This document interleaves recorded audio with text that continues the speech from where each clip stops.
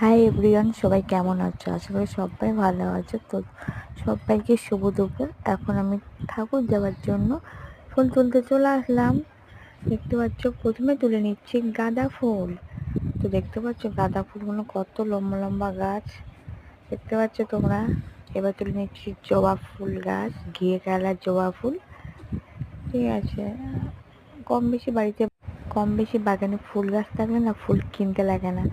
দুটো দুটো করে তুললে, অনেক 3-4 রকম ফুল থাকলে দু রকম তুললে হয়ে যায়। এদিকে ছোট ছোট গাঁদা ফুল গাছ, আর এটা ধরেঙ্গে লম্বা। এবার চলে আসলি আর একটা ফুল গাছ। এখানে 3 রকম ফুল গাছ আছে, সাদা ফুল আর পিঙ্ক কালার ফুল আর একটা লাল। পিঙ্ক মানে হালকা গোলাপি যাকে বলার। তো চলে আসলাম তুলতে। আর সামনে দেখতে পাচ্ছি ফুলকপি, বাঁধাকপি, ওলকপি গাছ আছে। আর ওই সামনেটা আলু চাষ হচ্ছে, ওই দিকটা টমেটো গাছ আছে। তো ফুল তুলতে খুবই ভালো লাগে, কিন্তু ফুল গাছ লাগিয়ে মানুষ করে অনেক ফুলের বাগান তৈরি করা অনেকটা কষ্টের, সময় দিতে লাগে প্রত্যেক দিন। তো দেখো আমার ফুল তোলা কমপ্লিট।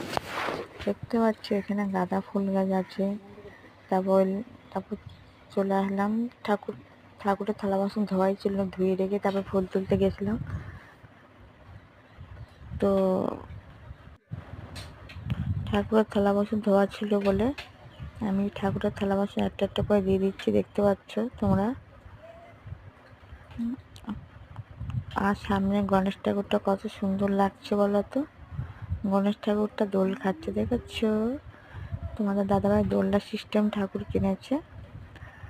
তো এইবার আমি একটা একটা করে ফুল থালাগুলো সাজিয়ে দিয়েছি। আর একটা কথা বলে রাখি আমি না নকুনদানা আগে দিতে ভুলে গেছি। প্রথমে ফুল দিয়ে সাজাচ্ছি, এবার দেখতে হবে আমার একটু পরে মনে পড়েছে যে নকুনদানা দিতে হবে। তোমার ভিডিওটা ফোকাস করো আর মন দিয়ে দেখো, দেখতে অবশ্যই পারবে যে আমার কোন জায়গাটা ভুল হয়েছে। দেখতে পাচ্ছি আমি ফুলটা সাজিয়ে নিচ্ছি টুকটুক করে, জবা ফুল, গাঁদা ফুল, আর ওই দেখো সাদা প্রিন্ট কালার ফুল, সাদা প্রিন্ট না, সাদা কালার, পিঙ্ক কালার, লাল কালার, ছোট্ট ছোট্ট ফুলগুলো দেখতে কত সুন্দর লাগে বলো তো।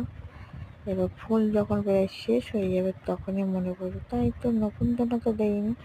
আগে নতুন দানাটা দেওয়া উচিত ছিল, দিয়ে তারপর ফুলটা দেওয়া উচিত ছিল। যেহেতু সিংহাসনটা এতটা উঁচু, তো আমি ঠিক থালাটা দেখতে পাই না, তার মধ্যে ফুলটা সামনে চলে এসছে, আরও একটু অসুবিধা হচ্ছে। কিছু করার নেই। এবার এই যে নতুন দানাটা